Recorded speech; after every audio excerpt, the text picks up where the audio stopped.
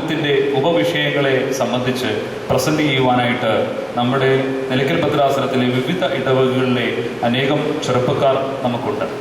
ഈ കഴിഞ്ഞ ഡിസ്ട്രിക്റ്റ് മീറ്റിങ്ങുകളിൽ നമ്മൾ നടത്തിയ ഡിസ്ട്രിക്റ്റ് മീറ്റിങ്ങുകളെല്ലാം ഇടവകകൾക്ക് പ്രാതിനിധ്യം കൊടുത്തുകൊണ്ട് നടത്തിയതായ പ്രബന്ധ അവതരണവും ചർച്ചകളുമായിരുന്നു.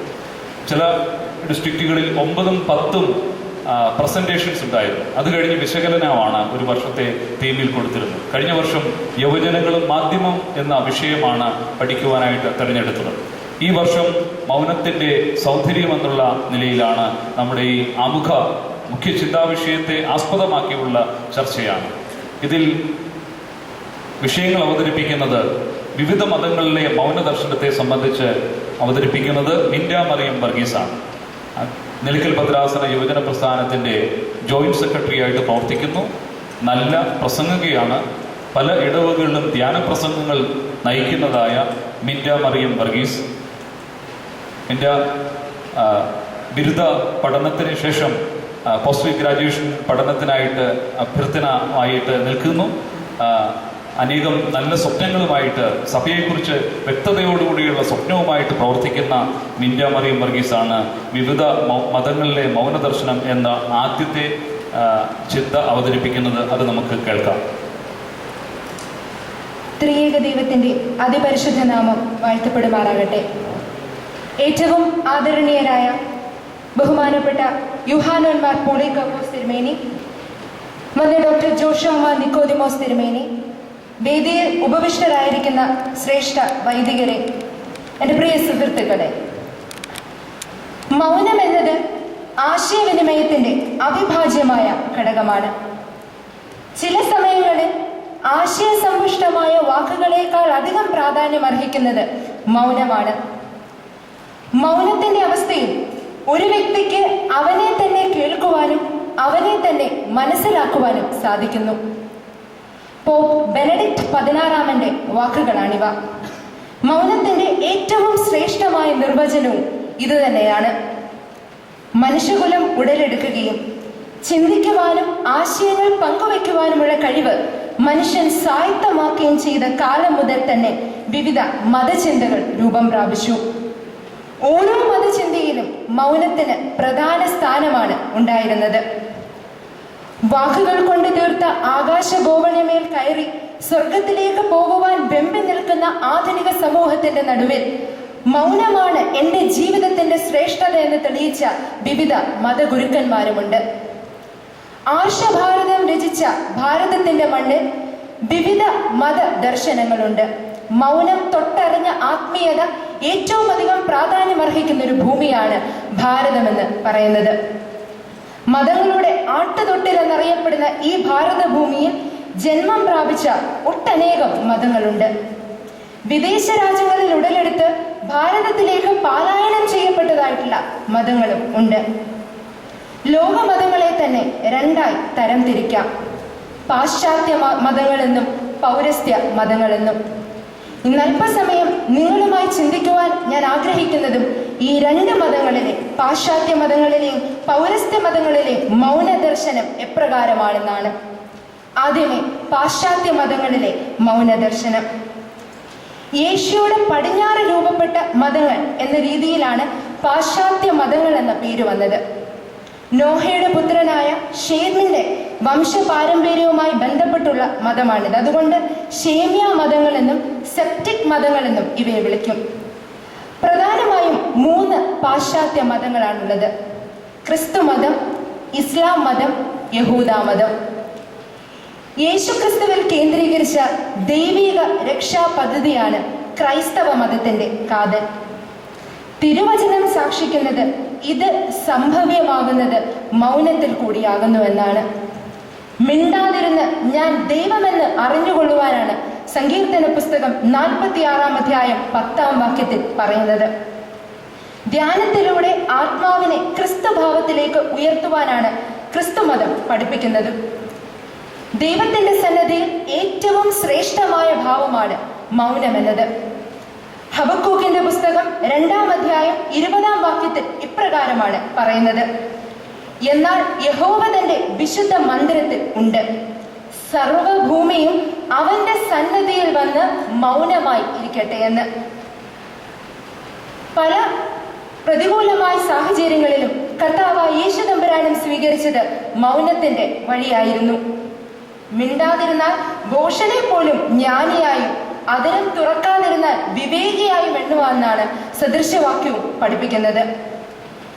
യഹൂദ മതത്തിലേക്ക് കടന്നു ചെല്ലുമ്പോൾ യഹൂദ മതം അല്ലെങ്കിൽ എബ്രായ മതം എന്ന് പറയുന്നത് പുരാതനമായ ഒരു മതമാണ്. ലോകമതങ്ങളിൽ തന്നെ ഏറ്റവും പുരാതനമായ മതമാണ് യഹൂദ മതം. ഇതിന്റെ കേന്ദ്ര ബിന്ദു എന്ന് പറയുന്നത് തോറ അഥവാ ന്യായപ്രമാണ പുസ്തകമാണ്. ന്യായപ്രമാണ പുസ്തകത്തിലും മതങ്ങളെ പറ്റി, മൗനത്തിന്റെ സാധ്യതകളെ പറ്റി ഒട്ടനേകം വചനങ്ങൾ നമുക്ക് കാണാനായി സാധിക്കും. യഹൂദ മതത്തിന്റെ ആരാധന നടത്തുന്ന സ്ഥലമാണ് സിനഗോഗുകൾ. സിനഗോഗുകളിലും മൗനത്തിന് പ്രാധാന്യമുണ്ടായിരുന്നു. യഹൂദ മതത്തിന്റെ ആരാധനാ ശൈലികളൊക്കെ തന്നെ പരിശോധിച്ചാൽ മൗനത്തിന്റെ സ്ഥാനം വളരെ വ്യക്തമാണ്.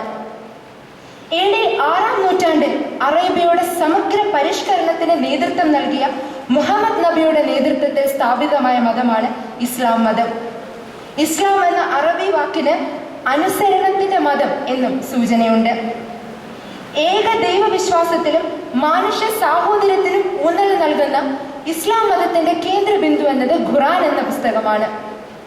ദേഷ്യം വരുമ്പോൾ മിണ്ടാതെ ഇരിക്കുവാനാണ് ഖുർആനും പഠിപ്പിച്ചിരിക്കുന്നത്. പ്രവാചകന്റെ വാക്കുകളും വളരെ ശ്രേഷ്ഠമാണ്. ആര് മൗനം സ്വീകരിക്കുന്നുവോ അവനാണ് വിജയിയാവുന്നത് എന്ന്.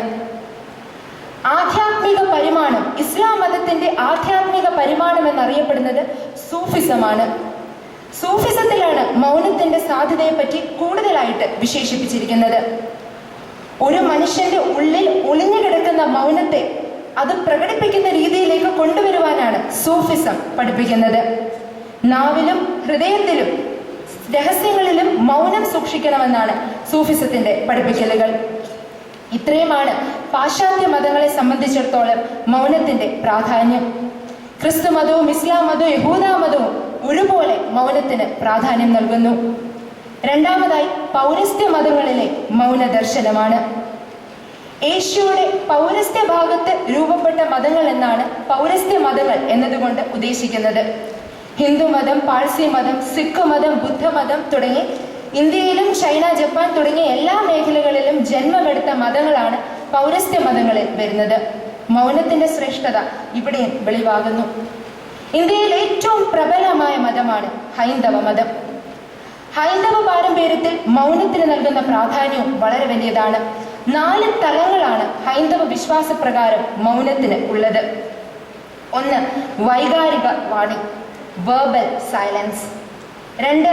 മധ്യമ വാണി, മെന്റൽ സൈലൻസ്. 3. പശ്യന്തവാണി, വുഡൻ സൈലൻസ്. 4. പരവാണി, നോൺ ഡുവൽ ഓസ്പീഷ്യസ് സൈലൻസ്.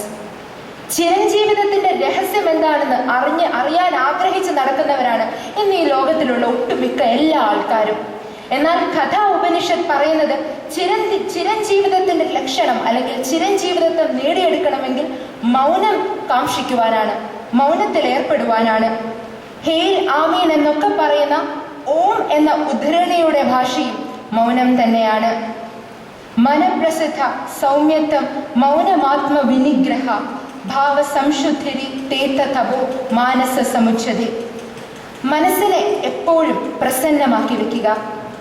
എല്ലാവരോടും വളരെ സൗമ്യമായ രീതിയിൽ പെരുമാറുക. വെറുതെ മനോരാജ്യത്തിൽ മുഴുകാതെ ഇരിക്കുക. മനസ്സിൽ ഈശ്വരനെ ഉറപ്പിക്കുക. ഈശ്വര ഭാവന പുലർത്തുക. മനഃശുദ്ധി പ്രാപിക്കുക. ഇതൊക്കെയാണ് മാനസ മൗനത്തിന്റെ അല്ലെങ്കിൽ തപസ്സിന്റെ ലക്ഷണമെന്നാണ് കുരുക്ഷേത്രത്തിലെ ധർമ്മയുദ്ധ ഭൂമിയിൽ ഹതാശനായി തളർന്നിരുന്ന അർജുനനെ ഉത്സുകനാക്കുവാൻ ശ്രീകൃഷ്ണൻ ഓതിയ ഭഗവത്ഗീതയിലെ വരികളാണ്. ഭഗവത്ഗീത മൗനത്തിന് കൊടുക്കുന്ന വിശകലനവും ഇതുതന്നെയാണ്. മനസ്സിന്റെ ശുദ്ധിയാണ്. മനസ്സ് ഏകാഗ്രമാക്കി ഈശ്വരനെ ധ്യാനിക്കുന്ന അവസ്ഥയാണ് മൗനം എന്ന് പറയുന്നത്. ഹൈന്ദവ വിശ്വാസപ്രകാരം ഈശ്വരനോടുള്ള അല്ലെങ്കിൽ നമ്മുടെ ജീവിതത്തിന്റെ ലക്ഷ്യം തന്നെ നേടിയെടുക്കുവാൻ ഈശ്വരനോടുള്ള ഐക്യമാണ് അത്യാവശ്യം. ഇതിനെ യോഗ എന്നാണ് വിളിക്കുന്നത്. 4 യോഗങ്ങളാണുള്ളത്. ഇതിലൊന്നാണ് രാജയോഗ.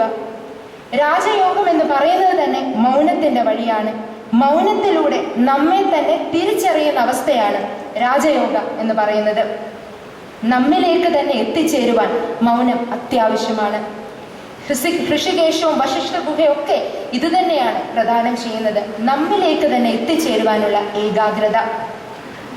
സ്വാമി രാമ തന്റെ ഹിമാലയത്തിലെ ഗുരുക്കന്മാരോടൊപ്പം എന്ന പുസ്തകത്തിൽ വളരെ വ്യക്തമായി മൗനത്തെ പറ്റി പ്രതിപാദിക്കുന്നുണ്ട്.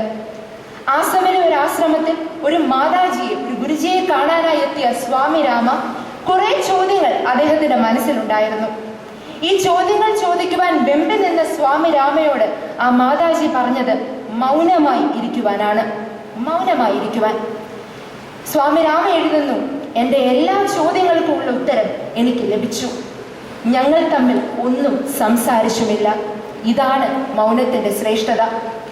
ജ്ഞാനത്തെ പകർന്നു കൊടുക്കുവാൻ പറ്റിയ ഏറ്റവും ഉചിതമായ ഭാഷ മൗനമാണ്. അദ്വൈത സിദ്ധാന്തം എഴുതുന്നതിന് മുമ്പ് കുടജാദ്രിയിൽ ഒരു ഗുഹയിൽ ഏഴ് നാളോളം ഏകാന്തവാസം ചെയ്തതാണ് ശങ്കരാചാര്യൻ. ജ്ഞാനത്തെ പകർന്നു നൽകുവാൻ അദ്ദേഹത്തിന് മൗനം അത്യാവശ്യമായി വന്നു. അപ്പോൾ തപസ്സും ധ്യാനവും എല്ലാം മൗനത്തിലൂടെ സർവപരാശക്തിയെ എത്തിപ്പിടിക്കുവാനുള്ള മാർഗമാണ്. BC 6-ാം നൂറ്റാണ്ടിൽ ജീവിച്ചുവെന്ന് കരുതപ്പെടുന്ന ഗൗതമ ബുദ്ധന്റെ സ്വാധീനത്തിൽ വളർന്ന പ്രസ്ഥാനമാണ് ബുദ്ധമതം. നോബിൾ സൈലൻസ് എന്ന പദം ശ്രീബുദ്ധനുമായി ബന്ധപ്പെട്ട് ഉടലെടുത്തതുമാണ്. പ്രകൃതിയെ പറ്റിയും അതിന്റെ നിലനിൽപ്പിനെ പറ്റിയും ആത്മാവിനെ പറ്റിയും ഒക്കെയുള്ള 14ഓളം ചോദ്യങ്ങൾക്ക് ഗൗതമ ബുദ്ധൻ കൊടുത്ത മറുപടി മൗനമായിരുന്നു. ബുദ്ധൻ തന്റെ ബോധോദയത്തിന് ശേഷം ഒരാഴ്ചക്കാലോളം മൗനമായിരുന്നു എന്നാണ് ചരിത്രവും പഠിപ്പിക്കുന്നത്. ധ്യാനത്തിന് അമിത പ്രാധാന്യം നൽകുന്ന ഒരു മതം തന്നെയാണ് ബുദ്ധിസം. നിർവാണ എന്നാണ് മൗനത്തിന് ബുദ്ധമതത്തിൽ നൽകുന്ന വാക്ക്. നിർവാണ. എവിടെ വെറുപ്പില്ലാതാകുന്നുവോ, എവിടെ മറ്റുള്ളവരോടുള്ള വിദ്വേഷമില്ലാതാകുന്നുവോ അവിടെ നിർവാണം ജനിക്കുമെന്നാണ് ബുദ്ധമതം പഠിപ്പിക്കുന്നത്. മൗനത്തിന് പ്രാധാന്യം നൽകിക്കൊണ്ടുള്ള ഒരു ബുദ്ധ വിഭാഗം തന്നെയുണ്ട്, സെൻ ബുദ്ധിസ്റ്റ് എന്നറിയപ്പെടും. ധ്യാനത്തിന് കൂടുതൽ പ്രാധാന്യം നൽകുന്ന ബുദ്ധമതം. സെൻ ബുദ്ധിസത്തിൽ പറയുന്നത്, ഒരുവൻ മൗനം ആചരിച്ചാൽ, ഒരുവൻ മൗനത്തിലിരുന്നാൽ അവന് ബോധോദയം നേടിയെടുക്കാമെന്ന് തന്നെയാണ്. ഇത്തരത്തിൽ മൗനത്തെ അധികമായി പുൽകുകയും പുണരുകയും ചെയ്യുന്ന ഒരു മതം തന്നെയാണ് ബുദ്ധമതവും. BC 6-ാം നൂറ്റാണ്ടിൽ ജീവിച്ചുവെന്ന് കരുതപ്പെടുന്ന വർദ്ധമാന മഹാവീരന്റെ വളർന്ന പ്രസ്ഥാനമാണ് ജൈനമതം എന്നത്. ജൈനമതത്തിന്റെ മൗനദർശനവും വളരെ ശ്രേഷ്ഠമായ ഒന്നാണ്. ജൈനമതത്തിന്റെ ഏറ്റവും ശ്രേഷ്ഠമായ ഒന്ന് ത്രിരത്നങ്ങൾ എന്നറിയപ്പെടുന്നതാണ്. ത്രിരത്നങ്ങളിൽ ഒന്നാണ് റൈറ്റ് കോണ്ടക്ട് എന്ന് പറയുന്നത്. റൈറ്റ് കോണ്ടക്റ്റിനെ 7 വിഭാഗങ്ങളായി തിരിച്ചിരിക്കുമ്പോൾ അതിലെ 5-ാം വിഭാഗം ധ്യാനത്തിലൂടെ, മൗനത്തിലൂടെ സത്യത്തെ അന്വേഷിക്കലാണ്. മൗന ഏകാദശി എന്നൊരു ഉത്സവം തന്നെ ജൈനമതത്തിലും കാണപ്പെടുന്നു. അവസാനത്തേക്ക് വരുമ്പോൾ ഇന്ത്യയിൽ ആരംഭിച്ച ഏറ്റവും അവസാനത്തെ മതമാണ് സിഖ് മതം എന്ന് പറയുന്നത്.